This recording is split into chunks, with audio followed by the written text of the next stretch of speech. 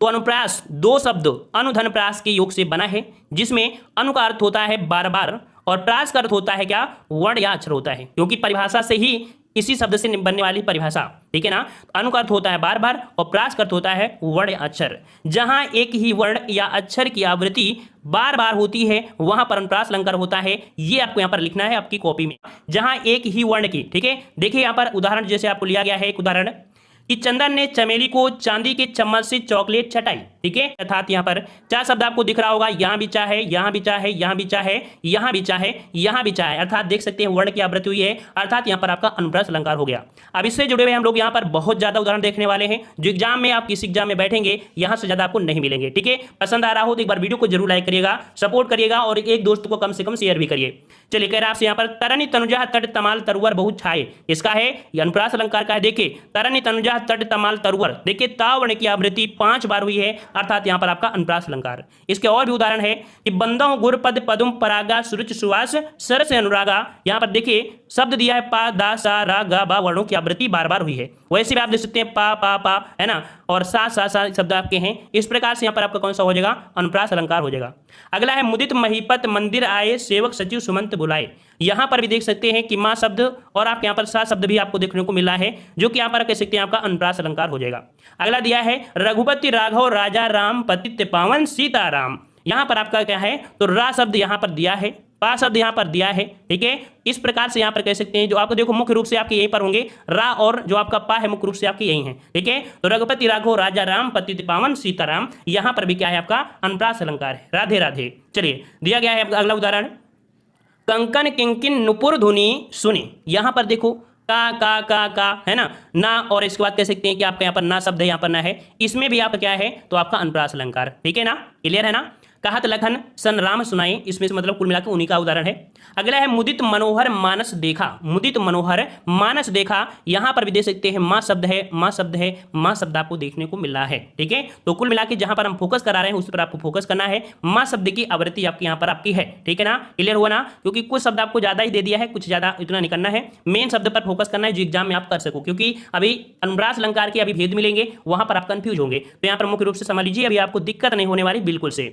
कह रहा है आपसे कि शेष गणेश शेष महेश गणेश दिनेश सुरेश हूं जाहि निरंतर गावें, यहां पर देखिए औ का सा शब्द दिया है, सुरेश ने शेष महेश, ठीक है, गणेश दिनेश, मतलब सा शब्द की आवृत्ति यहां पर हो रही है, सा शब्द की आवृत्ति हो रही है। देखा जाए तो यहां पर आपका जो दिया गया है ना शब्द भी आपका है ना, तो ज्यादा से ज्यादा आपके दो वर्णों की ज्यादा आवृत्ति हुई है, इस प्रकार से याद रखना है, ठीक है। चरर मरर खुल गए अरर र स्फुटों से, यहाँ पर र शब्द की आवृत्ति हुई है, ये भी आपका अनुप्रास अलंकार है। अगला है मैया मोहि मैं माखन नहीं खायो, मैया मोहि मैं नहीं माखन खायो, आपका आवृत्ति हो रही है माँ वर्ण, जो कि आपका अनुप्रास अलंकार है। अगला है तरानी तनुजा तर तमाल तरुवर बहुछाए झुके कुल सो जल पर मन हित मनहु सुहाए, यहाँ पर आप देख सकते हैं आपसे एग्जाम में क्वेश्चन 2020 में क्वेश्चन पूछा गया कि इसमें अलंकार कौन सा है, लेकिन पूछने का तरीका बदल दिया गया। तरीका क्या बदल दिया गया, पूछा गया था कि दिए गए उदाहरण में से दूसरी लाइन में कौन सा अलंकार है, देखो ये पूछा गया था। तो यहां पर कह सकते हैं इसके अनुसार से तो आपको लग रहा है कि अनुप्रास अलंकार है, लेकिन एग्जाम में पूछा गया है कि दिए गए पंक्ति में दूसरे वाली पंक्ति में अलंकार कौन है, तो एक शब्द छुपा है मनहु, और मनहु शब्द जहां पर होता है वहां पर उत्प्रेक्षा अलंकार होता है मेरे भाई। तो इस प्रकार से जवाब क्या बनेगा, यहां पर आपका हो जाएगा उत्प्रेक्षा अलंकार। समझ में आ गया ना। अगर ये पूछ लेता पहले वाले में तो सीधा सी बात है कौन सा अनुप्रास होगा, लेकिन प्रश्न में पूछा है कि दूसरी पंक्ति में कौन सा है तो अलंकार। याद हो गया, क्लियर हो गया। चलिए अगले और भी उदाहरण आपको देखने को मिल रहे हैं। कितनी करुणा कितने संदेश, कितनी करुणा कितने संदेश, कावर्ण की आवृत्ति हो रही है, क्लियर हो गया होगा। सो सुख सुजस सुलभ मोहि स्वामी, यहाँ पर सा शब्द आपको दिख रहा है, यहाँ भी आपको क्लियर हुआ अनुप्रास अलंकार है। अगला है चारु चंद्र की चंचल किरणें खेल रही जलथल में, यहाँ पर भी चार शब्द आपको मिल रहे हैं, अनुप्रास अलंकार हुआ। अगला दिया गया है कि कानन कठिन भयंकर भारी, कानन कठिन भयंकर भारी, तो का शब्द और ना शब्द आपको देखने को मिल रहे हैं। तो इस प्रकार से यहाँ पर कौन सा, ये भी हो गया, ठीक है। अब ये जो उदाहरण है कहीं ना कहीं ये पांचों के मिक्स हैं, इनको अलग किस प्रकार से करेंगे, समझेंगे कैसे, तो इसको भी आपको देखना है।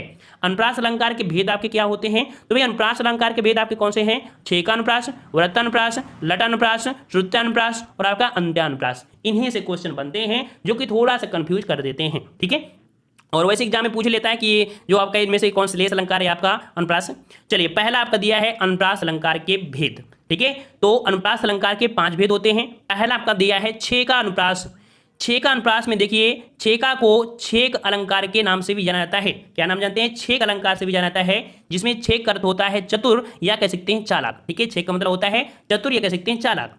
जहां, याद रखिएगा पॉइंट को समझिए, जहां अनेक व्यंजनों की एक बार स्वरूपता क्रमशः आवृत्ति हो वहां पर छेक का अनुप्रास होता है। ठीक है, क्या दिया है कि जहां एक बार स्वरूपतः व क्रमशः आवृत्ति हो वहां छेक का अनुप्रास होता है। जैसे जैसे यहां पर समझिए। ठीक है, यहां पर ये कुल मिला के हम लोग ये कह सकते हैं, एक उदाहरण में इसे परिभाषा में ये भी कह सकते हैं कि जो अंक जहां वर्ण क्या हो दो बार आए। ठीक है, कितने बार आए? दो आए। और छींकने से समझिए, छींकने से एक पॉइंट समझिए, जैसे आपकी ये नाक है तो नाक में छेद कितने होते हैं? दो होते हैं। तो छेक अलंकार में याद रखिए दो वर्ण जहां पर मिले, देखिए यहां पर थोड़ा सा गाने के तर्जुमे है कि 14वीं का चांद हो या आफताब हो, जो भी हो तुम खुदा की कसम लाजवाब हो। तो यहां पर देखो पूरे पॉइंट में यहां पर 4 शब्द है, यहां पर 4 शब्द है, अर्थात यहां पर आपका क्या हुआ? तो आपका छेक का अनुप्रास हो गया। क्लियर हुआ? यहां पर और भी उदाहरण इसके समझिए, काफी समझ में आएंगे कि रीझ रीझ रहसी रहसी रहसी हंसी हंसी उठे, सांसे भरी आंसू भर कहत दई दई। तो आपको समझ में आया,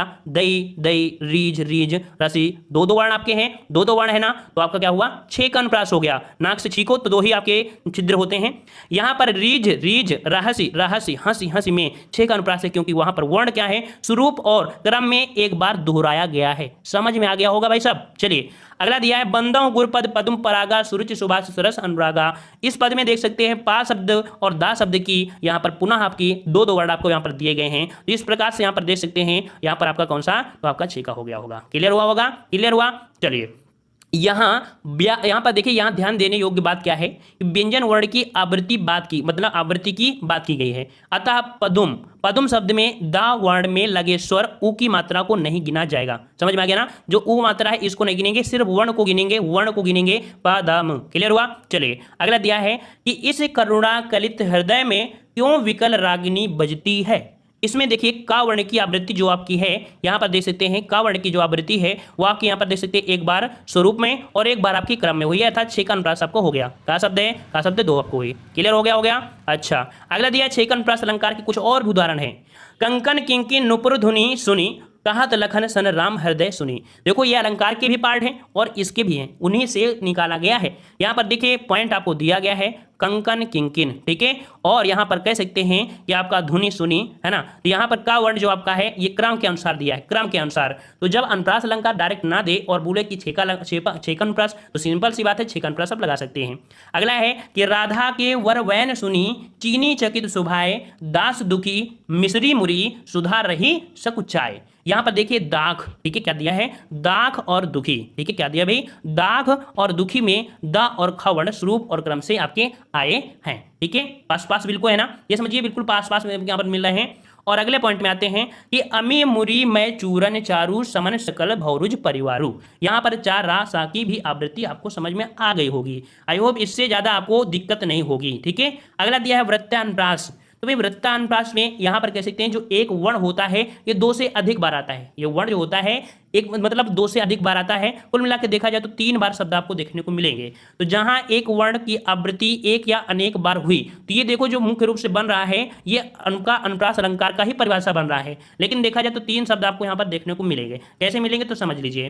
देखो यहाँ पर दिया एक या अनेक बार हुई, वहां पर बोलते हैं मुदित महीपति मंदिर आए, माँ माँ माँ, सेवक सचिव सुमंत बुलाए। 3 बार निकल लेना। मतलब कि 2 से ज्यादा निकलेंगे, 2 से ज्यादा ही निकलेंगे। और अगर 2 निकलते हैं तो फिर आपका तो भी वो आपका हो जाएगा छींकने वाला, है ना।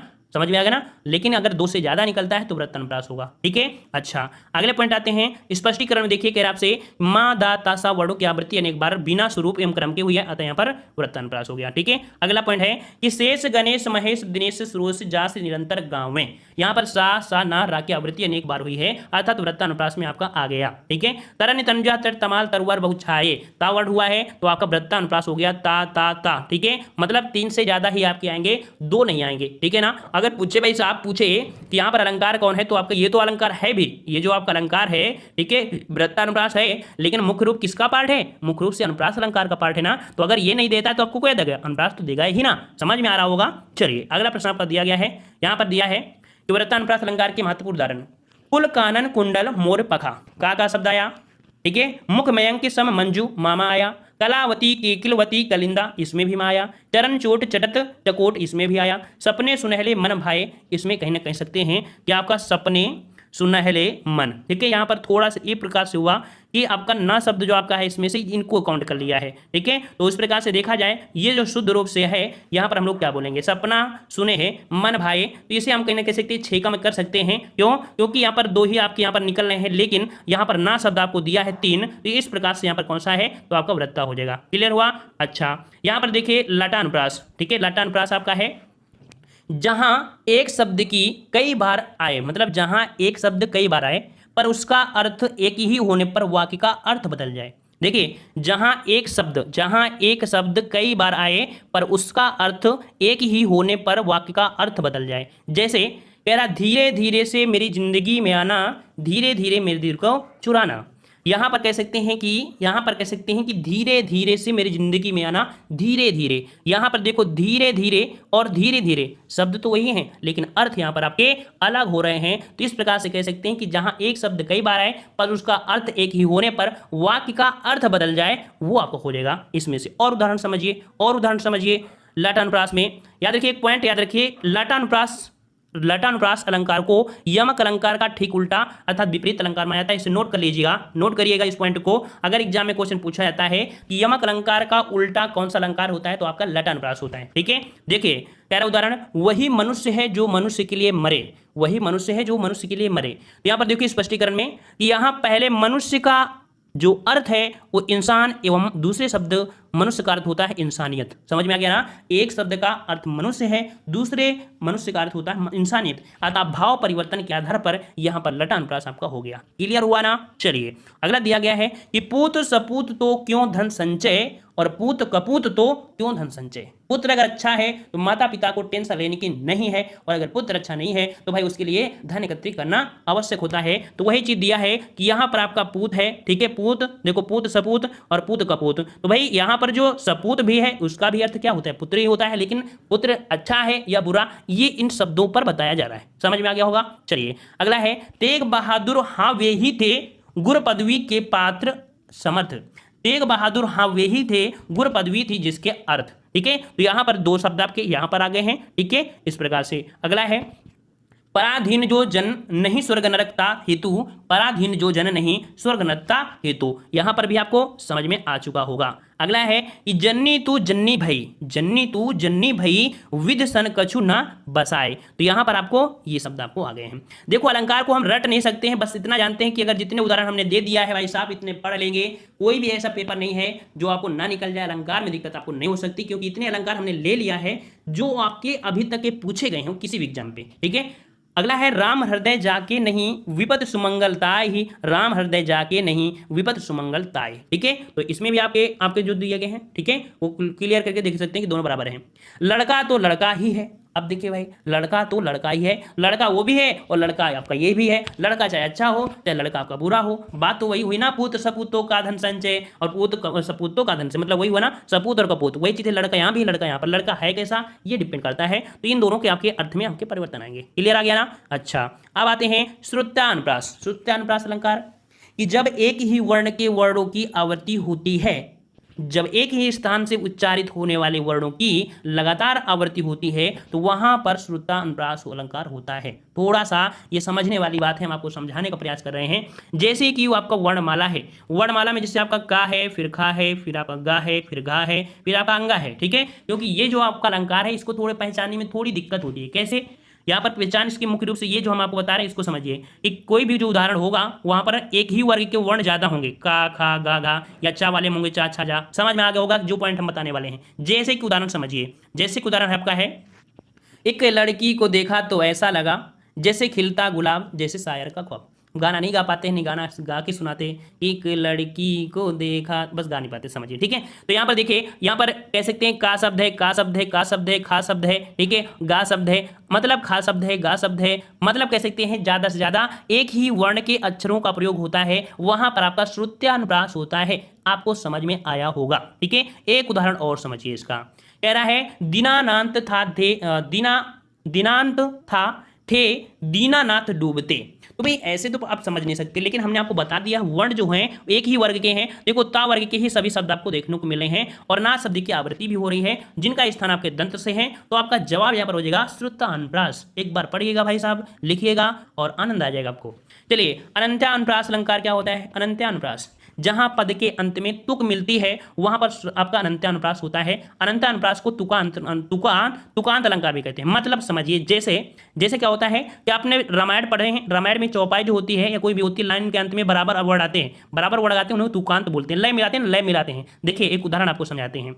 यहाँ पर क्या है कि पंक्ति के अंत में वर्ण समान हो, जैसे तुझे देखा तो ये जाना सनम, प्यार होता है दीवाना सनम। देखिए सनम सनम शब्द मिल रहा है, यही शब्द आपको बताने का प्रयास कर रहे हैं कि अंत में जो वर्ण होते हैं वो तुकांत होते हैं, वो लय को बनाते हैं, यही गाने को जोड़ते हैं। तो आपका अनंत्यानुप्रास में क्या हुआ, ये आपको पॉइंट हुआ। ऐसे जो शब्द होते हैं इसके अंतर्गत आपके आते हैं। और भी उदाहरण इसको समझिए कि जय हनुमान ज्ञान गुण सागर, जय कपीस तिहुँ लोक उजागर। ठीक है ना? तो आपको समझ में आ रहा है कि ये जो आपके तुकांत हैं ये इसके हैं। हाँ, एग्जाम में क्या है कि ऑप्शन के अनुसार वहां पर कौन सा अलंकार देता है वो आपको देखना है। अगला है कि रघुकुल रीति सदा चली आई, प्राण जाए पर वचन न जाए, राधे राधे। चलिए, तो यहाँ पर देखिए आई शब्द है और आई शब्द है आपको। और रात 8:30 बजे याद रखिए, रात 8:30 बजे हिंदी का लाइव टेस्ट किया जाता है जो कि 50 प्रश्नों का होता है। कभी कभी मैराथन क्लास भी होती है, तो आप लोग रात 8:30 बजे हिंदी का टेस्ट जरूर लगाइएगा। हिंदी में कभी प्रकार की समस्या नहीं होगी, आप किसी भी एग्जाम की तैयारी कर रहे हो। चलिए स्टार्ट करते हैं। यमक अलंकार, यहाँ पर देख सकते हैं जो आपका यमक अलंकार है। तो यमक शब्द का अर्थ क्या है? तो यमक शब्द का अर्थ होता है दो या कह सकते हैं जोड़ा।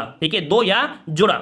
जहां कोई शब्द एक से अधिक बार आए उसका अर्थ अलग अलग हो वहां यमक अलंकार होता है। याद रखिएगा, डायरेक्ट परिभाषा आपसे पूछता है कि यदि कोई शब्द एक से अधिक बार आए और उसका अर्थ अलग अलग हो वहां पर अलंकार कौन सा होता है? तो आपका यमक अलंकार होता है। उदाहरण से समझते हैं। कह आपसे कनक कनकते सौगुनी मादकता अधिकाय, या खाए बौराए नर या पाए बौराए। ठीक है ना? तो ये परिभाषा आपने हमेशा पढ़ा है, उदाहरण भी पढ़ा है ना?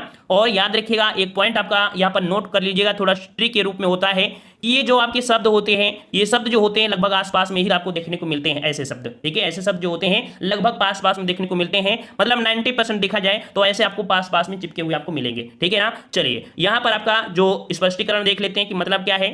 तो यहां पर कनक शब्द 2 बार आया है, जिसमें से पहले कनक शब्द का अर्थ क्या है? धतूरा है। दूसरे कनक अर्थ क्या है? आपका सोना है। इसी प्रकार से आपको कॉपी में नोट करना है, नहीं तो हम ऐसे बोलते जाते और आप नोट कर लेते। लेकिन जिस प्रकार से हमने लिखा है ताकि आप किसी को पढ़ा भी सकते हैं आसानी से। ठीक है ना?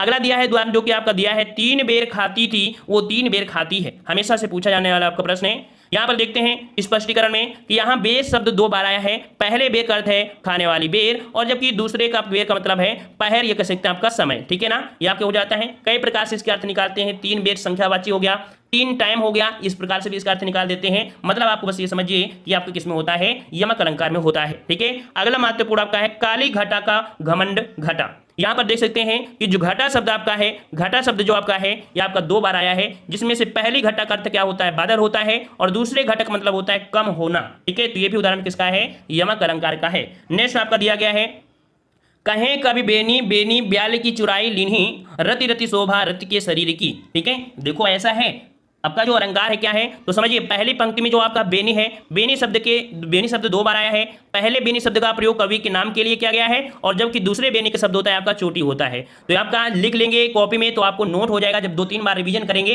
तो आपके बार अगर क्वेश्चन आएगा तो आप सिंपल से बता सकते हैं। मानते हैं कि कोई अलंकार का अर्थ शायद ना निकाल पाए, और हम नहीं चाहते हैं कि आप अर्थ निकालें भी। जितने उदाहरण हमने यहाँ पर दे दिया है, बस उदाहरण को कभी कभी आप रिवीजन कर लिया करिए, या आपके दिमाग में बैठे रहेंगे। क्लियर है? अगला दिया गया है अन्य उदाहरण आपके। यमक अलंकार के अन्य उदाहरण आपके हैं कि माला फेरत जुग भया, फिरा न मन का फेर, कर का मन का डरी दे, मन का फेर। ठीक है, तो यहां पर आपका देखो मन का और आपका मन का।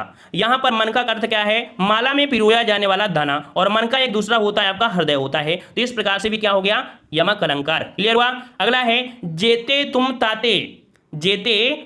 ताते मेरे नभ में ना ताते। यहां पर देखो तारे शब्द दिया है। ठीक है, जेते तुम तारे, यहां पर दे तारे, और यहां भी तारे है। ठीक है, तारे मतलब क्या होता है? उद्धार किया। दूसरा आपका मतलब होता है आपके सितारे। ये भी आपका किसमें है? यमक अलंकार में है। अगला दिया गया है यहां पर कह रहा है आपसे भजन कहो ताते भजो, भजो न एको बार, दूर भजन जाते कहो सो तू भजो गंवार। यहां पर देखो भजो शब्द आपको आ चुका है, भजो शब्द आपका आ चुका है। भजो मतलब होता है भाग जाना और एक होता है भजो मतलब भजन करना, जो कि आपके यमक अलंकार का उदाहरण है, ठीक है ना। अगला दिया है कि सारंग ले सारंग चली गई सारंग की ओट, सारंग जीनो पाई के सारंग गई गई चोट। यहां पर आप देख सकते हैं सारंग शब्द आपका दो बार दिया है, इस प्रकार से यहां पर कह सकते हैं कौन सा हो जाएगा, आपका यमक अलंकार हो जाएगा, ठीक है।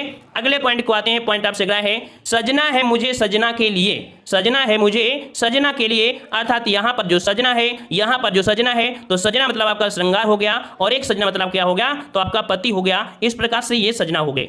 अगला दिया गया है कि तो परवारों उस बासी सुन राधिके सुजान, तू मोहन की उर्वासी तू मोहन की उर्वासी कै है उस बासी समान। मतलब सिंपल सी बात कह सकते हैं, उर्वासी की यहाँ पर बात की गई है, ठीक है। उर्वासी उर्वासी तो उर्वासी मतलब होता है उर्वशी नामक एक अप्सरा है, याद देखिए उर्वशी नामक क्या होती है, अप्सरा है। दूसरा जो आपका उर्वासी है वो क्या है, हृदय में बसी। और तीसरी बार जो आपका आया है उर्वशी, ये गले में पहनने वाला एक आभूषण या माला होता है। तो कुल मिला के इन सभी का जो अर्थ हुआ क्या हुआ, तो आपका क्या हुआ भाई, तो आपका यहाँ पर यमक अलंकार क्लियर हुआ। चलिए अगला है कि खग कुल कुल कुल सा बोल रहा, ठीक है, और आपका किसलय सा अंचल डोल रहा, कुल कुल कुल है ना, ये भी आपका हुआ। अगला है सूर सूर तुलसी शशि उड्डयन केशवदास और कवि खगोत सम जहां तहां करत प्रकाश। ये सभी जो आपके अलंकार है कॉपी में नोट कर लीजिएगा, जरूरी नहीं कि आपको अर्थ है, लेकिन बस उनको नोट करिएगा, तो एक दो बार आप देखेंगे पता चल जाएगा कि नहीं ये इसी का अलंकार है, समझ में आ गया होगा। चलिए आपका अगला प्रश्न आपका दिया है श्लेष अलंकार। श्लेष का मतलब होता है चिपका हुआ,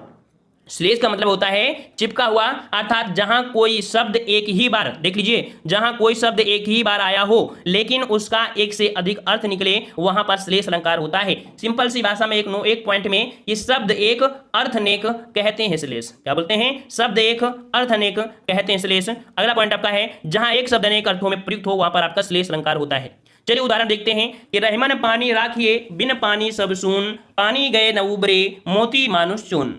यहां पर देखिए पानी शब्द आपका आया है, अंडरलाइन कर दिया गया है, और पानी शब्द जो आपका दिया है, पानी शब्द के तीन अर्थों में निकालते हैं। पहले पानी का अर्थ होता है यहाँ पर देखिए चमक, जो कि आप कह सकते हैं मोती के संदर्भ में कहा गया है। दूसरे पानी का अर्थ आपका प्रतिष्ठा है, जो कि मनुष्य के अंदर जो आपकी इज्जत है वो आपकी मनुष्य को बोला गया है। और आपके कह सकते हैं तीसरा जो पानी का अर्थ है वो आपको होता है जल, जो कि कह सकते हैं चूने के संदर्भ में कहा गया है, जिस प्रकार से चूने को पानी जरूरत होती है। ये आपके तीनों अर्थ हुए। चलिए अगला उदाहरण देखते हैं कि चरण धरत चिंता करत चितवत चारहु ओर, सुबरन को खोजत फिरे कवि व्यभिचारी चोर। यहां पर सुबरन शब्द दिया है, सुबरन शब्द के तीन अर्थ आपको है, यहां पर कवि, व्यभिचारी और चोर। यहां पर देखिए सुबरन, सुबरन शब्द के एक बार प्रयोग है, यहां पर कवि, व्यभिचारी जो चोर है, तीनों को किस प्रकार से यहां पर ढूंढ रहे हैं। देखिए यहां पर सुबरन शब्द के तीन अर्थ में, देखिए कवि के संदर्भ में जो सुबरन है, कवि के संदर्भ में जो सुबरन है इसका अर्थ होता है क्या, तो अच्छे शब्द। किसका, तो कवि कभी भी क्या ढूंढता है, वो आपके अच्छे शब्द को ढूंढता है। व्यभिचारी जो होता है वो एक सुंदर रूप वाली स्त्री को ही ढूंढता है, ठीक है ना। चोर जो होता है हमेशा क्या करता है, सुबरन मतलब सोने को ढूंढता है, उस सोने को ढूंढता है। इस प्रकार से यहां पर कह सकते हैं जो सुबरन है, इनको तीनों रूपों से यहां पर आपके अर्थ निकाले गए हैं। इस प्रकार से यहां पर आपको अलंकार समझ में आ गया होगा। अगले पॉइंट को आते हैं तरफ से कि चिर जीवो जोरी जुरे क्यों ना सने गंभीर, को घटिए बस भानुजा वे हलधर के वीर। यहां पर आपसे पूछा है कि यहां पर आपका कौन सा अलंकार है, तो भाई देखते हैं यहाँ पर श्लेष अलंकार में कौन सा है। तो देखो यहाँ पर एक वर्ड दिया गया है आपका ब्रसभानुजा, ठीक है, ब्रसभानुजा। तो ब्रसभानुजा और आपका हलधर, ठीक है, दो पॉइंट आपको यहाँ पर मिल रहे हैं। तो देखिए ब्रसभानुजा जो आपका है, यहाँ पर ब्रसभानुजा मतलब होता है ब्रसभानु की बेटी, जो कि राधा बोलते हैं, ठीक है। ब्रसभान की बेटी कौन थी, राधा, और ब्रसभान की बहन जो आपकी होती है गाय। अर्थात यहाँ पर एक ही शब्द के दो अर्थ यहाँ पर आपको निकल आए। उसी प्रकार हलधर किसे बोलते हैं, तो हलधर यहाँ पर देख सकते हैं जो आपके वो थे ना कृष्ण, ठीक है, और बैल का अर्थ मतलब कह सकते हैं हलधर जो आपके थे बलदाऊ, ठीक है, बलदाऊ को, और एक होता है आपका कौन, तो आपका हल तो होता ही है। इस प्रकार से ये भी आपका श्लेष हो गया। अगला पॉइंट आपका दिया है कि ढोल गंवार शूद्र पसनारी सकल ताड़ना के अधिकारी। ढोल के संदर्भ में ताड़ना का अर्थ होता है ढोल को कसना, गंवार के संदर्भ में ताड़ना का अर्थ होता है समझना, शूद्र के संदर्भ में ताड़ना का अर्थ होता है डांटना, और पशु के संदर्भ में ताड़ना मतलब होता है मारना। कुल मिलाकर ताड़ना के देख सकते हैं यहाँ पर एक से अधिक आपके अर्थ निकल रहे हैं। जैसे नारी के संदर्भ में ताड़ना मतलब होता है उसे अपने वश में रखना। इस प्रकार से एक शब्द आपका दिया है और एक शब्द से ही यहाँ पर आपके अनेक अर्थ निकल रहे हैं, जो कि आपका श्लेष अलंकार था, चिपका हुआ। क्लियर हुआ। चलिए अगला दिया है श्लेष अलंकार के यहाँ पर अन्य महत्वपूर्ण उदाहरण है, जहां गांठ तहां रस नहीं यह जानत सब कोई, ठीक है। तो गांठ मतलब आपका ईर्षा होता है, एक गांठ मतलब होता है गन्ने का जोड़ा होता है। गन्ने आप देखे होंगे तो गन्ने में क्या होता है, गन्ने के गांठ से अनुसार बनती है ना, एक एक पोर बन के बनता है, इस प्रकार से। अगला है मंगन को देखी पट देत बार बार। मंगन को देखी पट देत बार बार। मंगन वाला मतलब जो मांगने वाला होता है, जो मांगने वाला होता है वो पट मतलब दो चीज हुआ, एक तो आपका वस्त्र होता है, दूसरा दरवाजा होता है। तो याद रखिए मंगन को देखी पट देत बार बार, तो यहां पर पट का अर्थ दो हुआ, एक तो वस्त्र हो गया, दूसरा आपका दरवाजा हो गया। ये भी आपको कंप्लीट हुआ श्लेष अलंकार। अगला है जो रहीम गति दीप की कुल कपूत की सोए, बाजे उजियारे करे कढ़े अंधियारो होए। यहां पर बारे दिया है और आपका बढ़े दिया है, ठीक है, क्या दिया है, बारे दिया है और आपका बढ़े दिया है। बारे मतलब एक होता है जलाना, है ना, और दूसरा होता है आपका जन्म लेना। बढ़े मतलब होता है बड़ा होना और दूसरा होता है बुझाने पर। ये आप कह सकते हैं इसका अर्थ होता है जो आपका श्लेष अलंकार। कॉपी में नोट करेंगे, एक बार रिवीजन करेंगे, मंथ में सिर्फ एक बार रिवीजन कर लेंगे, हमेशा याद रहेगा। अगला प्रश्न, नवजीवन दो घनश्याम हमें। देखो नवजीवन दो घनश्याम हमें, यहां पर देखो नवजीवन के दो अर्थ होते हैं, एक तो जल होता है, दूसरा आपका नया जीवन होता है। घनश्याम के भी आपका काला बादल होता है और आपका कृष्ण भी होता है, तो ये भी आपका क्या हुआ, श्लेष अलंकार। अभी तक के पूछे गए कोई भी ऐसा प्रश्न नहीं है जो हमने न लिया हो, और आगामी भर्ती परीक्षाओं के लिए भी ये प्रश्न आपके रख दिए गए हैं ताकि आपको कोई दिक्कत ना हो। ऐसे सभी टॉपिक कंप्लीट करना है, आराम आराम से करना है, ठीक है। अगला दिया गया है, मेरी भव बाधा हरो राधा नागर सोए, जा तन की झाई परे श्याम हरित दुति होए। यहां पर देखिए झाई, झाई शब्द से समझ सकते हैं क्या है, तो झाई मतलब होता है आंखों के नीचे काला हो जाना, झाइयां बोलते हैं ना, पड़ जाते हैं, फिर दवाइयां को यूज करते हैं लोग, है ना। और राधा की परछाई, तो झाई मतलब दो पॉइंट हुआ, आंखों के नीचे काला होना और दूसरा राधा की परछाई। वहीं पर श्याम हरित, श्याम हरित मतलब तुलसी की पत्तियां और कृष्ण जी का प्रसन्न होना, ये आपका श्याम हरित है, अर्थात श्लेष अलंकार हुआ। अगले पॉइंट को आते हैं, पॉइंट आपसे अगला है कि विमाता बन गई आंधी भयावश, ना चंचल हुआ फिर भी घनश्याम, ठीक है, श्याम घन हुआ, श्याम घन हुआ। यहां श्याम घन में श्लेष है, विमाता के संदर्भ में श्याम घन का अर्थ है राम, जबकि आंधी के संदर्भ में श्याम घन का अर्थ है काला बादल। बात वही आपका हो गया, ठीक है। अगला है कि मधुबन की छाती को देखो सूखी इतनी कलियां कलियां, ठीक है, तो कलियां कलियां, तो कली में आपका दो प्रकार से आपके हो जाएगा कलियां कलियां, ठीक है। और यहाँ पर आपके आते हैं हम लोग कहाँ पर, तो आपके वक्रोक्ति। तो याद रखना है, आपको कॉपी नोट कर लेना है, जितने भी उदाहरण हमने आपको बता दिया है एक बढ़िया क्रम से लिख लीजिएगा और बस एक दो बार इसे उठाकर देख लिया करिए, ठीक है ना। और इतना टेस्ट आपसे करवाते भी हैं, आसानी से आप लगा लेंगे, टेंशन मत लीजिएगा, ठीक है ना। चलिए अगला है, ये मैं सोचू को हमको याद नहीं हो रहा, याद नहीं होता है, एक दिन में घोल के नहीं पी सकते हैं, अलंकार 100 से ज्यादा होंगे तो भाई एक दिन में घोल के नहीं पी सकते हैं, लेकिन इन्हें धीरे धीरे अगर एक जैसे बोलते हैं ना रसासु, रस के अनुसार अगर इसे भावभूत करेंगे, एक रस के अनुसार अनुभूत करेंगे, तो आपके रस के अंदर बिल्कुल से विलीन होते चले जाएंगे, आसानी समझते चले जाएंगे। अगला है वक्रोक्त अलंकार। हाँ, किसी में अगर आपको समझ में भी नहीं आया है तो उसे नेट में भी डाल सकते हैं और उसके बारे में स्पष्टीकरण, उसके अर्थ को अच्छे से देख भी सकते हैं, समझ में आ गया ना। चलिए अगला है वक्रोक्त अलंकार। वक्रोक्त अलंकार क्या होता है, जहां वक्ता अर्थात बोलने वाला के द्वारा बोले गए शब्दों का श्रोता, श्रोता मतलब होता है सुनने वाला, अर्थ अलग निकाले, वहां अक्रोक्त अलंकार होता है। वक्रोक्त अलंकार का दो भेद होते हैं, एक होता है काक वक्रोक्त अलंकार, दूसरा होता है आपका श्लेष वक्रोक्त अलंकार। क्योंकि डायरेक्ट एग्जाम में क्वेश्चन पूछता है कि वक्रोक्त अलंकार के भेद कितने होते हैं, कितने होते हैं, तो काक वक्रोक्त अलंकार और दूसरा होता है श्लेष वक्रोक्त अलंकार। अब इसमें क्या होता है कि इसके उदाहरण बहुत ही कम पूछा जाता है, जो पूछा जाता है जो हमने आपको बता दिया। अब फिर भी एक उदाहरण केवल देख लेना है और ज्यादा नहीं देखना है।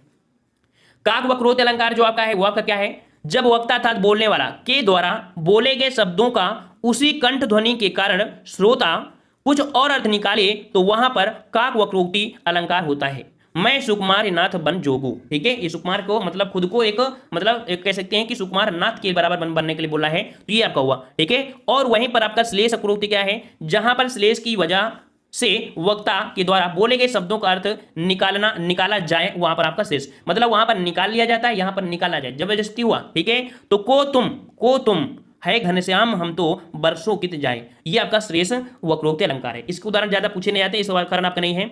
अगला है विप्सा अलंकार, ठीक है, विप्सा अलंकार। और विप्सा अलंकार को हमने आपको बताया था कि इसका दूसरा नाम होता है पुनरुक्ति प्रकाश अलंकार। ये महत्वपूर्ण आपका प्रश्न पूछा गया एग्जाम में कि विप्सा अलंकार का दूसरा नाम बताना है। विप्सा अलंकार का दूसरा नाम क्या है, पुनरुक्ति प्रकाश अलंकार के नाम से जाना जाता है विप्सा अलंकार। अब यहाँ पर हम लोग देखते हैं इसमें से क्या है ये, तो यहाँ पर परिभाषा देखते हैं, कह रहा आपसे, जब आदर हर्ष शोक विस्मयादि बोधक भावों को प्रभावशाली ढंग से व्यक्त करने के लिए शब्दों की पुनरावृत्ति की जाए। देखो यहाँ पर शब्दों की पुनरावृत्ति हो रही है, क्योंकि पुनरावृत्ति मतलब होता है दोहराना, कोई शब्द को दोहराना। मान लो जैसे क्या हुआ धीरे धीरे, तो इसमें क्या है पुनरावृत्ति हो रही ना, तो पुनरावृत्ति की जाए, वहां पर आपका क्या होता है भाई, तो वहां पर आपका होता है विप्सा अलंकार। या जिस काव्य में एक ही शब्द एक से अधिक बार आए किंतु उनका अर्थ एक ही हो, उसे विप्सा अलंकार कैसे हैं, ठीक है। जैसे धीरे धीरे है ना, तो दो बार आए हैं लेकिन अर्थ तो आपका एक ही होगा ना, इस प्रकार से। उदाहरण देखते हैं, मोहि मोहि मोहन को मन भयो राधा श्याम, ठीक है, राधा मय मोहि मोहि मोहन को मन भयो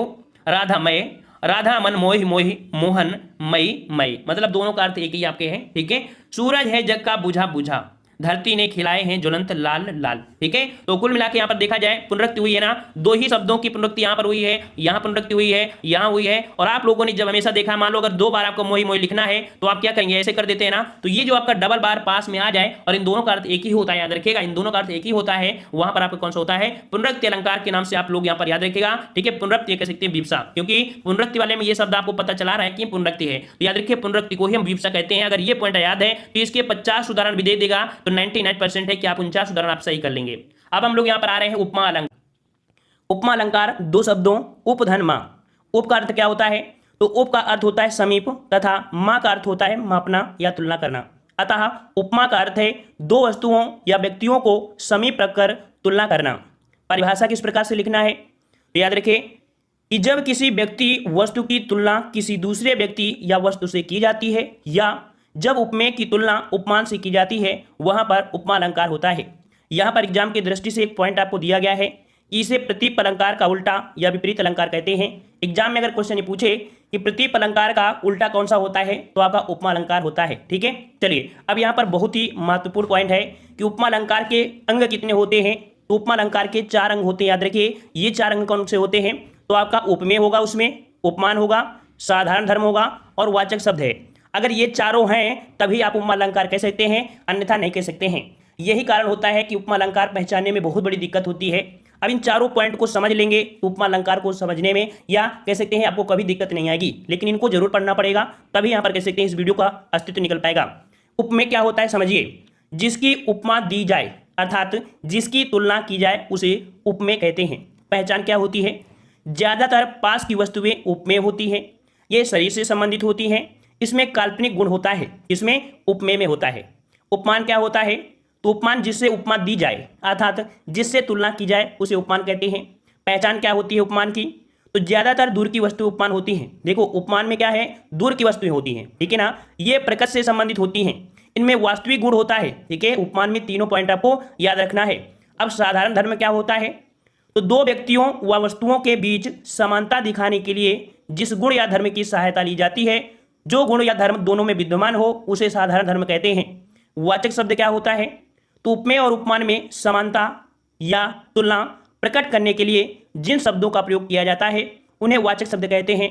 वाचक शब्द यहाँ पर देख लीजिएगा, यही ट्रिक होती है, यही पहचान होता है। आपने ट्रिक वाले वीडियो में देखा होगा कि बोलेंगे इनकी पहचान कर लीजिए, जरूरी नहीं होता है कि ये आपको पॉइंट मिले, क्योंकि क्वेश्चन किसी भी तरीके से पूछ सकता है। तो यहाँ पर याद रखिए इसकी पहचान जो आपकी होती है, मेन आपकी ये पॉइंट होते हैं कि आपको सा सी से सो सरिस सदृश सम तुल्य जिम जैसा जैसी जैसे नाई की तरह के जैसा के समान ये शब्द अगर आते हैं तो आप कहेंगे कि उपमा अलंकार है। ध्यान दें यहाँ पर पॉइंट दिया गया है कि जिस वाक्य में उपयुक्त वाचक शब्द आए हो वहां उपमा अलंकार होता है, ठीक है ना। ये जो आपके दिए गए हैं अगर इतने पॉइंट मिल जाते हैं तो आपका उपमा अलंकार होगा, इनको आपको रटना पड़ेगा। अगला पॉइंट है उपमा अलंकार के भेद। उपमा अलंकार के भी याद रखिए 3 भेद होते हैं, कौन कौन से, तो आपका होता है पूर्णोपमा, प्लुतोपमा और आपका मालोपमा। यहाँ पर एक एक पॉइंट को समझिएगा क्योंकि एग्जाम में यहाँ से भी क्वेश्चन बनते हैं। यहाँ पर आपका पूर्णोपमा अलंकार क्या होता है, जब वाक्य में उपमा अलंकार के चारों अंग, देखो 4 अंग कौन होते हैं, उपमेय होगा, उपमान होगा, साधारण धर्म और वाचक उपस्थित होते हैं, उसे पूर्णोपमा अलंकार कहते हैं। जैसे पीपल पात सरिस मन डोला, देखो है उपमा अलंकार का भेद, लेकिन कभी अगर अलग कर दिया तो फिर क्या कहोगे, इस कारण से ना, तो पीपर पात सरिस मन डोला। यहाँ पर मन क्या है, मन क्या है समझिए, मन आपका यहाँ पर क्या है, उपमेय है, पीपर पात ये उपमान है, डोला शब्द क्या है, साधारण धर्म है और सरिस शब्द क्या है, वाचक शब्द है। अर्थात इस पंक्ति में चारों ही अंग आपके विद्यमान हैं, इस कारण ये आपका पूर्णोपमा है, ठीक है, क्या है, पूर्णोपमा है। वास्तविकता देखा जाए तो हम लोग जो उपमा अलंकार देखते हैं वो आपका पूर्णोपमा अलंकार ही होता है, ठीक है। वो आपको उपमा अलंकार जो देखते हैं ना, पढ़ते हैं, वो आपका मेन आपका होता है पूर्णोपमा अलंकार। दूसरे पॉइंट में पढ़ते हैं प्लुतोपमा क्या है, प्लुतोपमा मतलब कुछ ना कुछ आपका गैप है। देखिए कैसे कि जब वाक्य में उपमा अलंकार के चारों अंग में से किसी एक की कमी रहती है, देखो प्लुत शब्द लिखा है ना, प्लुत लिखा है, इससे समझ में आ रहा है कि कुछ ना कुछ पॉइंट कमी होगी, कमी रहती है, तो वहां पर प्लुतोपमा अलंकार होता है। जैसे मखमल के झूल पड़े हाथी सा टीला, यहाँ पर सा शब्द आपको देखो मिल गया है ना, तो समझ में आ रहा है कि ये उपमा अलंकार है। दी गई पंक्ति में टीला शब्द जो आपका है यह आपका उपमेय है, हाथी आपका उपमान है, सा आपका वाचक शब्द है, किंतु यहाँ पर आपका साधारण धर्म का अभाव है, साधारण धर्म आपका नहीं दिया गया है। इसलिए यहाँ पर आपका उपमा अलंकार है। दूसरा पॉइंट आपका दिया गया है तीसरा, मालोपमा अलंकार क्या होता है, इसको भी समझ लीजिए। मालोपमा अलंकार, यदि एक उपमेय के लिए एक से अधिक उपमान आ जाएं या किसी एक उपमेय की एक से अधिक उपमान के साथ तुलना करा दी जाए तो ऐसी स्थिति में वहां पर मालोपमा अलंकार हो जाता है। जैसे कामसा रूप प्रताप दिनेश सा, सोमसा शीतल राम महीप का। तो यहाँ पर कह सकते हैं यह राम उपमेय है। राम क्या भाई? उपमेय है, जिनकी तुलना कामदेव से की गई है, सूर्य से की गई है और देवता सोम से की गई है। इस प्रकार से यहाँ पर कह सकते हैं कि जब एक से अधिक लोगों के साथ यहाँ पर तुलना की जाती है ना, वहां पर आप कह सकते हैं आपका होता है उपमा अलंकार होता है। ठीक है, उपमा अलंकार के आप उदाहरण समझ लीजिएगा जो एग्जाम में पूछे जाते हैं। इससे ज्यादा आपको कोई उदाहरण आपको पढ़ने की जरूरत नहीं है, बस इनको ही नोट कर लेना है। जैसे काम सा रूप प्रताप दिनेश सा सोम सा शील है राम महीप का, तो अभी आपने इसका स्पष्टीकरण भी आपने पढ़ लिया है। अगला है हरिपद कोमल कमल से शब्द आ गया। पीपल पात सरिस मंडोला, ये आपको देखने को मिल गया। अगला है कि हाय फूल सी कोमल बच्ची, यहाँ पर सी शब्द आपका आ गया। या दे के अरविंद से शब्द आपको आ चुका है। दीप सा मन जल चुका, सा शब्द आपको मिल चुका है। सागर सा गंभीर हृदय हो, यहाँ पर सा मिल गया है। गिर सा ऊंचा हो जिसका मन, यहाँ पर सा शब्द मिल गया है। मोम सा घुल चुका है, सा शब्द आपको मिल चुका है। ठीक है, खिली हुई हवा आई फिरकी सी चली गई। तो इस प्रकार से देख सकते हैं कि अगर इतने उदाहरण आप पढ़ लेते हैं तो और आपको पढ़ने की जरूरत नहीं पड़ेगी और सब उदाहरण में कुछ ना कुछ आपको पहचान दे दी गई है। अब दूसरे उदाहरण क्या आते हैं, रूपक अलंकार।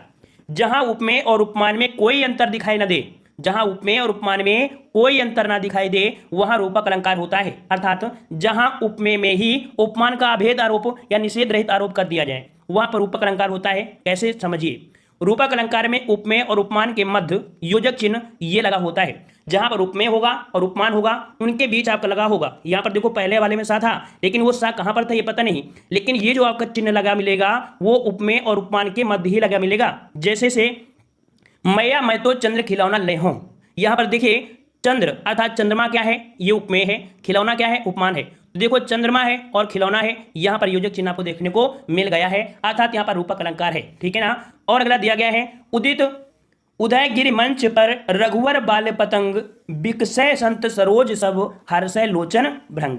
उपयुक्त पंक्ति में आप देख पा रहे होंगे कि मंच का रघुवर राम पर, बाल पतंग का संत पर, सरोज का, लोचन का नेत्र पर, भ्रंग का भ्रमर पर आभेद हो रहा है। मतलब हर जगह की राय देखिए यहाँ पर उदयगिरि मंच का, रघुवर पर, बाल पतंग का, संत सरोज का, लोचन पर, है ना कहीं सभी में आपका आरोप हो रहा है। यहाँ पर रूपक अलंकार हो गया। अगला है चरण कमल बंदो हरि राई, है ना। तो यहाँ पर देखो चरण क्या है, चरण क्या है आपका, ये उपमेय है। कमल क्या है, ये उपमान है ना। अर्थात यहाँ पर कह सकते हैं इनके बीच आपका आरोप या अभेद हुआ है। इस प्रकार से रूपक अलंकार हुआ। रूपक अलंकार के उदाहरण आपको पढ़ लेना है। क्या है नहीं जानते हैं तो कोई दिक्कत नहीं, बस उदाहरण आपको पढ़ लेना है, ये उदाहरण आपको मिल जाएंगे। संतो भाई आई ज्ञान की आंधी रे। ठीक है, बस यहाँ पर आपको देख लीजिए कि जरूरी नहीं कि आपको डैश मिला हो, मिला है नहीं मिला है, ठीक है ना, लेकिन आपको पढ़ना पड़ेगा। ठीक है, लेकिन रूपक वाले में पढ़ेंगे, वहां पर आप उपमा वाले में पढ़ेंगे तो सा सी शब्द आपको दिया रहता है। ठीक है, चलिए अगला है कि अंबर पनघट में डुबो रही तारा घट ऊषा नागरी। ठीक है, यहाँ पर तारा घट शब्द में आपको दिल गया है। अगला है मन सागर। ठीक है, तो इस प्रकार से राम रतन धन पायो, राम और रतन ये के बीच आपका योजक चिन्ह है। इस प्रकार से आपका हो जाएगा, इनको नोट कर लीजिएगा, यहीं से क्वेश्चन आपको मिल जाएंगे, ज्यादा आपको टेंशन लेने की जरूरत नहीं पड़ेगी। उत्प्रेक्षा अलंकार दिया गया है। जहां उपमान के ना होने पर, देखिए यहां पर क्या नहीं है, उपमान ही नहीं है, तो जहां उपमान के ना होने पर उपमेय को ही उपमान मान लिया जाए, वहां जहां उपमेय में उपमान की संभावना प्रकट की जाए वहां उत्प्रेक्षा अलंकार होती है। मतलब कि उपमान के ना होने पर उपमेय को ही उपमान मान लिया जाए, जो उपमेय है उसे हम लोग क्या बोलते हैं, उपमान है ना। तो जहां उपमेय में उपमान की संभावना, मतलब ये है कि नहीं संभावना किया जाए, जो संभावना प्रकट हो वहां उत्प्रेक्षा अलंकार होता है। पहचान क्या होती है इसको समझ लीजिए, क्योंकि यही मेन पॉइंट आपका है। उत्प्रेक्षा अलंकार की पहचान जो आपके वाचक शब्दों से की जाती है, इसकी आसानी से आप पहचान कर लेते हैं। जैसे जन जानो जानू, मनु मानो, मनहु मानहु, जान पड़ता, ठीक है निश्चय ही, ज्यों मकु इकु इच्छा। ठीक है, ये शब्द अगर आप रट लेते हैं तो हमेशा आपको यही पॉइंट मिलेंगे और आसानी से जवाब दे सकते हैं। अब तीनों उदाहरण, अगर तीनों के उदाहरण दे देंगे, अब आप पहचान कर लेंगे कि नहीं क्या है क्या नहीं। यदि इनमें से कोई भी वाचक शब्द दी गई पंक्ति में से पाया जाए वहां पर उत्प्रेक्षा अलंकार होता है। जैसे कि सोहत ओढ़े पीतपट श्याम सलोने गात, मनहु नील मन सैर पर आपत परियो प्रभात। मनहु शब्द आपको मिल चुका है। ठीक है, यहाँ पर आप देख सकते हैं कुछ भी आपको बोले, आपको मनहु शब्द मिल गया है। अब इसके उदाहरण समझ लीजिए, यहीं से मिल जाएंगे एग्जाम में। कि सखई सहित हर्षी अतिरानी सुखत धातु राम जन पानी। यहाँ पर आपका जन शब्द आपको देखने को मिल गया है। दूसरा दिया है कि ले चला साथ में तुझे कनक ज्यों, क्या मिल गया, ज्यों भिक्षुक लेकर स्वर्ण जनक। अगला दिया है अति कटु वचन कहति मनहु, क्या मिल गया है, मनहु शब्द मिल गया है। अगला दिया गया है उस काल मारे क्रोध के तन कांपने उसका लगा मानो हवा के जोर से सोता हुआ सागर जगा, मानो शब्द मिल गया। इसी प्रकार से कि मेरा मन अनंत कहाँ सुख पावे जैसे उड़ जहाज को पंछी फिर जहाज पर आवे, जैसे शब्द मिल गया। अगला है सतसैया के दोहरे जो नाविक के तीर देखन में छोटन लगे घाव करे गंभीर। यहाँ पर आप कह सकते हैं बिहारी जी के दोहे में है, जो शब्द आपको आकर दिख गया है, ठीक है। अगला है रैमन पुत्री श्याम की मनौ जलज मधुरा लसय कहती हुई यो उत्तरा नेक धर के जल गए। यहाँ पर आपको क्या मिल गया है, मनौ मिल गया, ठीक है ना। अगला है हिम के कर्णों से पूर्ण मानो हो गए पंकज नए, ठीक है, तो मानो हो गया। कुल मिला के देखा जाए रूपक अलंकार उत्प्रेक्षा अलंकार तो आसानी से देख सकते हैं। इसी प्रकार उपमा कर सकते हैं। अब जब उपमा और रूपक मतलब कह सकते हैं उपमा और उत्प्रेक्षा जान जाएंगे तो रूपक वाले को आप आसानी से पहचान सकते हैं, ठीक है। चलिए अब आते हैं अतिशयोक्त अलंकार क्या होता है। अतिशयोक्त दो शब्दों अर्थात कह सकते हैं अतिशय और उक्ति से मिलकर बना है। अतिशय का अर्थ होता है बढ़ा चढ़ाकर एवं उक्ति का अर्थ होता है कथन। जहां किसी व्यक्ति या वस्तु का वर्णन लोक सीमा या मर्यादा से अधिक बढ़ा चढ़कर किया जाए वहां पर आपका अतिशयोक्त अलंकार होता है ना। किसी चीज को बहुत बढ़ा दिया जाए, मर्यादा को उल्लंघन कर दिया जाए और तो उसे बोलते हैं।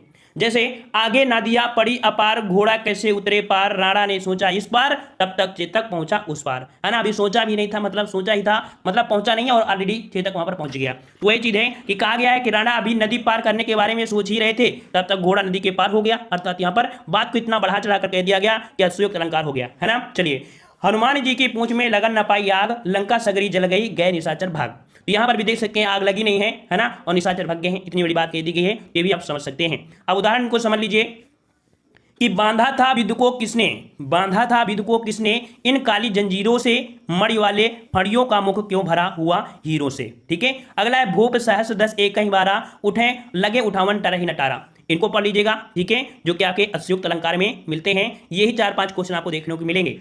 विशेषयोक्त अलंकार क्या होता है, जहां कारण देखिए बहुत ही महत्वपूर्ण अलंकार होता है, ठीक है, पहचाने में बहुत दिक्कत होती है। यहां पर दिया है जहां कारण था जो साधन के रहते हुए भी कार्य का ना होना पाया जाए, मतलब कि साधन है फिर भी कार्य नहीं हो पा रहा है। अर्थात कार्य सिद्धि के समस्त कारणों या साधनों के विद्यमान रहते हुए भी कार्य ना हो सके वहां विशेषोक्त अलंकार होता है। जैसे कि पानी विच मीन प्यासी मुँह सुन सुन आवे हांसी। यहां पर देख लीजिए ये क्वेश्चन बहुत बार पूछा गया एग्जाम में, ठीक है, विशेषोक्त अलंकार में कि पानी बीच मीन प्यासी मैं सुन सुन आवे हांसी। मतलब कि यहाँ पर दिया है यहाँ पानी क्या है, पानी यहाँ पर आपका कारण है, में रहते हुए पानी में रहते हुए भी मछली के प्यासे रहने की बात की गई है। अतः यहाँ पर विशेषोक्त अलंकार आपका हो गया। अब ये याद क्यों नहीं होते हैं, क्योंकि इनके अर्थ नहीं आते हैं। तो भाई अर्थ लेने के लिए फिर कोचिंग लेना पड़ेगा, किसी जो संगीतज्ञ होते हैं, है ना, तो फिर वैसा करना पड़ेगा। तो भाई थोड़ा बहुत मेहनत करना पड़ेगा, इसलिए हम कहते हैं इतने उदाहरण रट लो कि आपको इसकी जरूरत ही ना पड़े, ठीक है। अगला दिया है कि देखो दो दो मेघ बरसते हैं मैं पानी की प्यासी, मतलब दो दो मेघ बरस रहे हैं फिर भी मैं प्यासी हूं, तो आपको क्या हो जाएगा, विशेषोक्त हो जाएगा। क्लियर हो गया। चलिए विभावना अलंकार क्या होता है इसको समझिए। कह रहा आपसे विभावना शब्द का अर्थ होता है विशेष प्रकार की कल्पना। क्या होती है भाई, विशेष प्रकार की कल्पना करना ही यहां पर विभावना होता है। अर्थात जहां बिना कारण था जो साधन के ही कार्य का होना पाया जाए वहां बिना कारण के ही कार्य की संभावना व्यक्त की जाए, विभावना अलंकार होता है। फिर से पढ़िए, जहां बिना कारण के ही कार्य का होना पाया जाए या जहां बिना कारण के ही कार्य संभव हो जाए, मतलब कार्य बिना कारण के ही संभव हो जाए। उदाहरण से समझेंगे, बिनु पद चले सुने बिनु काना कर बिनु कर्म करे विदनाना। मतलब यहां पर कह सकते हैं उसके पैर नहीं है फिर भी कह रहा है मैं ये कर सकता हूं, कान नहीं है फिर भी सुन सकता है। समझ में आ गया ना, यहां पर कारण के भी यहां पर कार्य का होना पाया जा रहा है, इस कारण से यहां पर आपको हो जाएगा विभावना अलंकार। इसी प्रकार से उदाहरण है कि आनंद रहित सकल रस भोगी बिन वाणी वक्ता बढ़ जोगी। मतलब कि बोल नहीं पाता है लेकिन वक्ता कह रहा है अपने आप को। यहां बिना पैर के चलने, बिना कान के सुने, बिना हाथ के काम करने का वर्णन हो रहा है। अर्थात बिना कारण के ही कार्य का होने की बात कह रहा है, बिना कारण के ही कार्य होने की बात कह रहा है। अतः यहां पर कौन सा हो जाएगा भाई, तो आपका विभावना अलंकार। निंदक नेरे राखिए आंगन कुटी छवाए बिनु पानी साबुन बिना निर्मल का हाथ सुवाए। तो भाई पानी बिना पानी के ही बोल रहा है हम निर्मल हो गए, तो यहां पर भी आपका हो गया। क्लियर हो गया ना, विभावना अलंकार ये होते हैं। 3-4 उदाहरण पढ़ लीजिएगा भाई साहब, आपको यहीं से मिल जाएंगे। अब आते हैं हम लोग संदेह अलंकार की ओर, कि जहां किसी व्यक्ति या वस्तु को देखकर संशय बना रहे अर्थात निश्चय ना हो पाए, ना हो सके, संदेह अलंकार होता है। तो यहाँ पर एक पॉइंट याद रखिए, संदेह अलंकार में तर्क वितर्क की संभावना बनी रहती है, मतलब वहां पर तर्क वितर्क आपका हो जाएगा, बहस लड़ा सकते हैं इसमें, ठीक है ना। पहचान क्या होती है तो समझिएगी कि संदेह अलंकार के उदाहरणों में प्रायः यह शब्द मिलता है, अथवा मिलेगा, की मिलेगा, कै मिलेगा और कैंधो शब्द आपको देखने को मिलेंगे। जैसे कि उदाहरण समझ लीजिए कि सारी बीच नारी है कि नारी बीच ही सारी, कि सारी ही की नारी है कि नारी ही की सारी, तो की शब्द आपको मिल गया ना, संदेह आपको मिल गया है। अगला है यह मुख है या चंद्रमा या चांद, है ना, यह मुख है या चंद्र है, तो यहाँ पर यह शब्द मिल गया, है ना। अगला है यह काया है या शेष उसी की छाया, तो यहाँ पर कह सकते हैं ये शब्द आपका आ गया, है ना। एक उदाहरण और आपका होता है जो कह सकते हैं मॉडर्न तरीके से कि चलिए जैसे क्या होता है कि दिन में ना निकला करो बाल खोलकर सूरज चांद भी, जो आपका चांद भी सूर्य भी है वो शर्मा जाएगा, तो मतलब कैसे इतनी बढ़ा चढ़ा करके तुलना कर दिया उसके बालों का कि मतलब वो बाल खर को खोलकर अगर चल देगी तो सूर्य शर्मा जाएगा, है ना। तो ये भी बढ़ा चढ़ा कर इसी बातें होती है, ठीक है। चलिए अगला है भ्रांतिमान अलंकार, जहां उपमेय में उपमान के होने का भ्रम बना रहे, वहां पर देखो संदेह था, यहां पर आपका भ्रम है, भ्रम हो जाए, या जहां एक वस्तु उपमेय को देखकर दूसरी वस्तु उपमान का भ्रम हो जाए वहां पर भ्रांतिमान अलंकार होता है। पहचान समझिए, आंसर आप बता देंगे कि भ्रांतिमान अलंकार के उदाहरणों में प्रायः क्या मिलेगा, भ्रम शब्द मिलेगा, भ्रांत मिलेगा, जान मिलेगा, मान मिलेगा, समुझ शब्द आपको देखने को मिलेंगे। जैसे दिया गया है कि नाक का मोती अधर की क्रांति से, बीज दंडिम का समझकर भ्रांति से, तो भ्रांति शब्द मिल गया। देख उसको ही हुआ सुख मौन, सोचता है अन्य सुख यह कौन, ठीक है। तो यहां पर कह सकते हैं कि जो आपका पॉइंट है वो आपका कौन सा है, देख उसको ही सुख हुआ, ये पूरा उदाहरण आपका है, ठीक है। अगला है कि जान श्याम घनश्याम को नाच उठे वन मोर, तो यहाँ पर देखो शाम को देखकर, है ना, तो आपका जान शब्द आपका हो गया, ठीक है। वृंदावन विसरत फिरे राधा नंद किशोर, नीरद दामनी जाने संग डोले बोले मोर, तो यहाँ पर आपका कौन सा आ गया, जान आ गया। तो यहाँ पर जो भी शब्द आपको मिल जाए, यहाँ पर जो शब्द मिल जाए ये आपके भ्रांति मानव आपके होंगे, ठीक है ना। इसके पहले आपने पढ़ा नहीं होगा तो आपको कठिन लग रहे होंगे, लेकिन उम्मीद है कि 1 से 2 बार वीडियो देखेंगे और नोट्स बना लेंगे तो भाई साहब आपको अलंकार में दिक्कत नहीं होंगे, गलत करके नहीं आएंगे। ये इतना जानते हैं कि लेक्चरर नहीं बन पाओगे, है ना, लेकिन एग्जाम में आप प्रश्न भी गलत करके नहीं आओगे, ठीक है। चलिए अन्योक्त अलंकार क्या होता है इसको समझते हैं। अन्योक्त दो शब्दों अन्य धन उक्ति से मिलकर बना है, जिसमें अन्य का अर्थ होता है दूसरा एवं उक्ति का अर्थ होता है कथन। इस अलंकार को बनाने के लिए कुछ प्रतीक चिन्हों का प्रयोग किया जाता है। ये प्रतीक चिन्ह क्या है उनको समझ लीजिए। फूल पली, देखो फूल होगा, कली, माली, गुलाब, कांटा, डाली, अली अर्थात भौरा, पक्षी, इन प्रतीक चिन्हों के बिना अतिशयोक्त अलंकार का निर्माण नहीं किया जा सकता है। याद रखिएगा कि अतिशयोक्त अलंकार अगर आपको पढ़ना है, इन पॉइंट को ढूंढ लेना है, ये पॉइंट अगर आपके छुपे हैं तो अन्योक्त अलंकार का हो जाएगा। जहां किसी उक्ति अर्थात कथन या बात के माध्यम से किसी अन्य को कोई बात कही जाए वहां पर अन्योक्त अलंकार होता है। उदाहरण देखिए कि नहीं पराग नहीं मधुर मधु, नहीं विकास यही काल, अली कली ही सो बंध्यो, आगे कौन सा हवाल। तो यहाँ पर उपयुक्त में पंक्ति में भौरे को प्रताड़ित करने के बहाने कवि ने राजा जैसे कि काम लोलुपमा को व्यंग कसा है, यहाँ पर अन्योक्त अलंकार है। और यहाँ पर कह सकते हैं कि जो पॉइंट आपको दिए गए थे ये पॉइंट आपको मिले हैं कि नहीं मिले हैं, तो आपका अली मतलब आपका भौरा दिया गया है, ठीक है ना। कली शब्द आपको यहाँ पर दिया गया है, अली दिया है, कली दिया है, ये पॉइंट आपको याद रखना है, यही आपको कह सकते हैं उपचार के लिए काम देंगे। दृष्टांत अलंकार क्या होता है इसको भी समझिए। दृष्टांत अलंकार तो जहां दो सामान्य या विशेष वाक्यों में बिंब प्रतिबिंब का भाव होता है वहां दृष्टांत अलंकार होता है। इस अलंकार में उपमेय रूप में कही गई बात से मिलती जुलती बात उपमान के एक दूसरे वाक्य होते हैं, मतलब बिंब प्रतिबिंब एक दूसरे में दिखाई देना। जैसे कि एक म्यान में 2 तलवारें कभी नहीं रह सकती हैं, किसी और पर प्रेम नारियां पति का क्या सह सकती हैं, है ना। एक म्यान में 2 तलवारें नहीं रह सकती हैं होता है, और किसी और पर प्रेम नारियां पति का क्या सह सकती हैं, है ना। अच्छा अगला है करत करत अभ्यास ते जड़मत होत सुजान, रसरी आवत जात ते सिल पर प्रत निशान। ये जो आपके हैं ये आपके किसके हैं, दृष्टांत अलंकार हैं। यहाँ पर कह सकते हैं बिंब प्रतिबिंब आपको दिखा रहा है ना, यहाँ पर बिंब प्रतिबिंब दिखा रहा है जिससे किसमें था, यहाँ पर भी रसरी आवत जात के सिल पर प्रत निशान। इस प्रकार से यहाँ पर कह सकते हैं कि अभ्यास से ही यहाँ पर आप कह सकते हैं कि आगे कुछ किया सकता है। तो इस प्रकार से कुछ उदाहरण को रटेंगे तो आपको क्लियर हो जाएगा। मानवीय अलंकार क्या होता है इसको समझिए कि जिस काव्य में जड़ या जो होता है, जड़ मतलब निर्जीव, जिस काव्य में निर्जीव पर चेतन अर्थात सजीव का आरोप होता है, मतलब निर्जीव और सजीव का जब आरोप हो अर्थात जहां निर्जीव वस्तु का वर्णन सजीव वस्तु की तरह किया जाए वहां मानवीय अलंकार होता है। या एक प्रकार से और बोल सकते हैं कि जहां अचेतन प्रकृति में भी मानवीय क्रियाओं का आरोप हो वहां पर मानवीय अलंकार होता है। जैसे देश देख दशा रघुवीर की वृक्ष फूट फूट कर रोए, यहाँ पर देख दशा रघुवीर की तो भाई वृक्ष तो रो नहीं सकते हैं ना, तो यहाँ पर आप देख लिए होंगे कि यहाँ पर जो आपके सजीव के साथ निर्जीव की यहाँ पर कह सकते हैं क्या की जा रही है, तुलना की जा रही है। तो ऐसी स्थिति में कौन सा हो जाएगा, मानवीय अलंकार हो जाएगा। विरोधाभास अलंकार क्या है? जहां विरोध ना होते हुए विरोध का आभास हो वहां विरोधाभास होता है, मतलब विरोध नहीं है फिर भी ऐसा लग रहा है कि यहाँ पर आपका विरोध किया जा रहा है। जैसे पापी मनुज भी आज मुख से राम नाम निकालते हैं, है ना, पापू मनुज, यहाँ पर पापी है, यहाँ पर राम नाम है, तो यहाँ पर कह सकते हैं पापी मनुज भी आज मुख से राम नाम निकालते हैं, अर्थात विरोध नहीं कह रहा है फिर भी ऐसा लग रहा है कि यार पापी व्यक्ति ऐसा कैसे कर सकता है, ठीक है ना। चलिए, या अनुरागी चित्त की गत समझे नहीं कोई, जो जे बूढ़े श्याम रंग त्यों ते उज्जर होए। यहाँ पर कह रहा है जो जे बूढ़े श्याम, मतलब सांवला है लेकिन यहाँ पर उजाले की बात कर रहा है, ठीक है ना।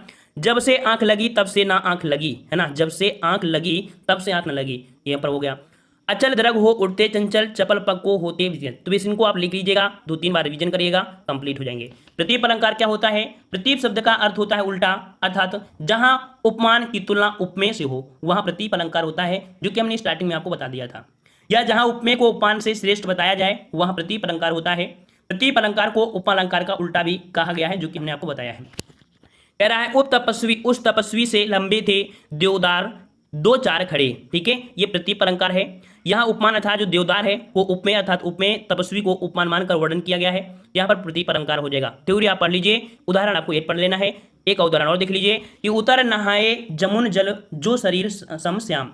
यहाँ पर जमुन जल जो आपका है उपमान है, वो उपमेय तथा उपमेय जो आपका शरीर है उपमान मानकर वर्णन किए जाने की आपका कह सकते हैं, आपको हो गया प्रतीप, ठीक है। थ्योरी आप रख लीजिएगा, उदाहरण 2-3 मिलते रहेंगे और कॉपी में थोड़ी जगह छोड़ दिया करिए, जहां उदाहरण आपको मिल जाए वहीं पर आप नोट कर लीजिए। यही एक साधन होता है अलंकार पढ़ने में, क्योंकि छोटी छोटी बातें याद नहीं किया सकती हैं, है ना आप रट सकते हैं ना हम रट सकते हैं। बस यही है कि बस बार बार प्रश्न आएंगे आपके दिमाग में घूमेंगे, ठीक है ना। जब भी अगर आप टेस्ट लगा रहे हैं अपना नोट्स उठाइए और तुरंत से वहां पर पहुंच जाइए, जो चारों ऑप्शन के अनुसार चारों परिभाषा पहुंचेंगे वहीं पर अलंकार मिल जाएगा, ठीक है। दीप अलंकार क्या होता है? दीपक अलंकार जहां प्रस्तुत उपमेय तथा अप्रस्तुत उपमान दोनों का एक धर्म कहा जाए वहां दीपक अलंकार होता है, मतलब दोनों का धर्म जो है वो एक हो जाए। रहीमन पानी राखिए बिन पानी सब सोन, पानी गए न उबरे मोती मानुष्योन, ये दीपक अलंकार में होता है। ऑप्शन के अनुसार आपको लगाना है, ठीक है, ऑप्शन के अनुसार। व्यतिरेक अलंकार, तो व्यतिरेक शब्द का अर्थ होता है अधिक के, अर्थात जहां उपमान की अपेक्षा अधिक गुण होने के कारण उपमेय को श्रेष्ठ बताया जाए वहां कारण भी बताया जाए या प्रशंसा की जाए वहां व्यतिरेक अलंकार होता है। सब सुबरन सुखमा कर सुखद न थोर, सिय अंग सखी कोमल कनंग कठोर, ये आपका हो जाएगा। और इसका उदाहरण और भी आपके हैं। जन्म सिंधु बिन बंधु विषय दिन मलिन कर सकलंक, सिय मुख सिय सुख समता भाव की में चंद बापुरो रंक। रंजन मिंज, ये देखिए उदाहरण है, इनके उदाहरण आपको देख लीजिएगा, ठीक है, इसको उदाहरण आप देख लीजिए, स्क्रीनशॉट भी ले सकते हैं, ठीक है, और बस इसको नोट्स बना लीजिए और कोई दिक्कत नहीं है आपको। अप्रोहित अलंकार में छिपाओ अर्थात छिपना होता है, जो सत्य बात या वस्तु का निषेध करे उसके स्थान पर मिथ्या बात या वस्तु का आरोप किया जाए वहां पर अप्रोहित अलंकार होता है। इसका उदाहरण आप देख लीजिए, ठीक है। ब्याज स्तुति अलंकार क्या होता है?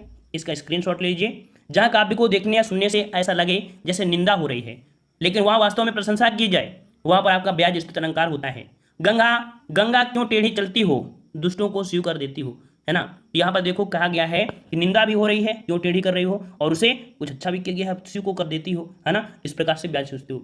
ब्याज निंदा क्या होता है? काव्य को देखने या सुनने से जो ऐसा लगे जैसे प्रशंसा की जा रही हो लेकिन वास्तव में वहां निंदा की जाए, ये उल्टा हो गया ना, ये उल्टा हो गया ना। यहाँ पर देखो राम साधु तुम साधु सुजाना, राम मातु भली मैं पहचाना, ठीक है। उल्लेख अलंकार, उल्लेख अलंकार जब किसी एक वस्तु को अनेक प्रकार से बताया जाए या उसका अनेक प्रकार से वर्णन किया जाए तब वहां पर उल्लेख अलंकार होता है। तू रूप है किरण में, सौंदर्य है सुमन में, ठीक है, इसका आपका उल्लेख कर लीजिएगा। जाकी रही भावना जैसी, प्रभु मूर्त देखी थी तैसी, ये उल्लेख में होता है। प्रश्न अलंकार में, तो भाई प्रश्न अलंकार में यहाँ पर आपका प्रश्न अलंकार होता है कि जिस काव्य में प्रश्न किया गया हो प्रश्न अलंकार होता है, वाचक चिन्ह भी मिलेगा, ठीक है। कौन रोक सकता है उसकी गति, गरज उठते तब में कौन रोक सकता है विपुल नतु, तो आपको प्रश्नवाचक दे दिया है। असंगति, यहाँ पर जिस काव्य में कारण और कार्य का मेल ना हो अर्थात संगति ना हो वहां असंगति अलंकार होता है।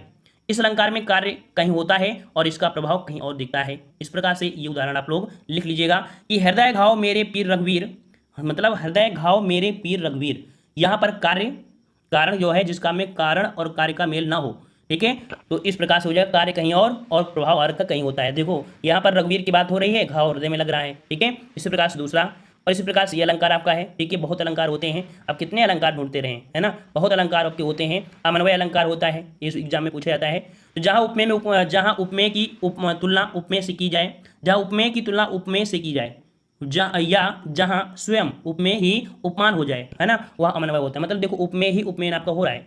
भारत के समभारत, भारत के समभारत, तो भारत उप में है, तुलना भारत से ही की जा रही है, अतः अवन्वय हो जाएगा।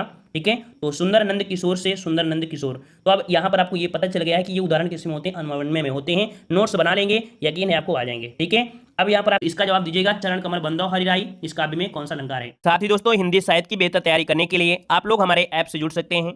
ऐप की जो लिंक है डिस्क्रिप्शन बॉक्स में दी गई है, या तो आप लोग प्ले स्टोर से डायरेक्ट सर्च करके आप लोग ऐप को डाउनलोड कर सकते हैं, जहां पर आपको कुछ फ्री पीडीएफ भी हैं, कुछ फ्री वीडियो भी हैं, और कुछ पीडीएफ के लिए यहां पर आपके पैसे भी रखे गए हैं, बहुत ही कम अमाउंट में रखे गए हैं। यहां पर देख सकते हैं जो हिंदी साहित्य की ये आपकी पीडीएफ है, कंप्लीट आपकी थ्योरी है, 700 प्लस आपके ऑब्जेक्टिव क्वेश्चन भी हैं। पिछली बार जब एग्जाम हुआ था तो इससे बहुत सारे क्वेश्चन आपके पूछे गए थे, और हमारी जो पीडीएफ है बिल्कुल अलग है। यहां पर देख सकते हैं जो भी पॉइंट आपका पूछा जा सकता है या पिछली बार पूछा गया है, उन हर एक पॉइंट को यहाँ पर देखिए हाईलाइट कर दिया गया है। और इतना जितना हाईलाइट किया गया है, इतना अगर आप पढ़ लेते हैं तो एग्जाम में कोई भी मॉडल पेपर हो या कोई भी क्वेश्चन हो, यहीं से आपको देखने को मिलेंगे। तो पॉइंट टू पॉइंट जितना आपको यहाँ पर समझाया गया है, उसको अगर आप रट लेते हैं तो समझिए कि आपकी जो हिंदी साहित्य पूरी कंप्लीट हो जाएगी। और इस पीडीएफ में हर एक टॉपिक कंप्लीट किया गया है, चाहे वो आपका कहानी हो या आपका उपन्यासकार हो या मतलब आपका संस्मरण हो, हर एक चीज को यहाँ पर लिया गया है और बहुत ही क्रमबद्ध तरीके से लिया गया है। हिंदी साहित्य का जो आपका इतिहास है, छायावादी, शुक्ल, मतलब टोटल का टोटल यहाँ पर हिंदी साहित्य इसमें कंप्लीट आपकी है, थ्योरी भी है और आपकी 700 प्लस ऑब्जेक्टिव है। तो आप लोग इस पीडीएफ के माध्यम से बेहतर तैयारी कर सकते हैं। मात्र 50 रुपए में ये पीडीएफ आपको है दोस्तों, है ना, जो कि बहुत ही कम अमाउंट में आपको दी जा रही है। तो आप लोग इस पीडीएफ को डाउनलोड कर सकते हैं। ऐप डिस्क्रिप्शन बॉक्स में लिंक दी गई है, तो उसे क्लिक करके ऐप डाउनलोड करिए और उससे पीडीएफ भी परचेज कर सकते हैं। सभी को धन्यवाद, सभी को राधे राधे।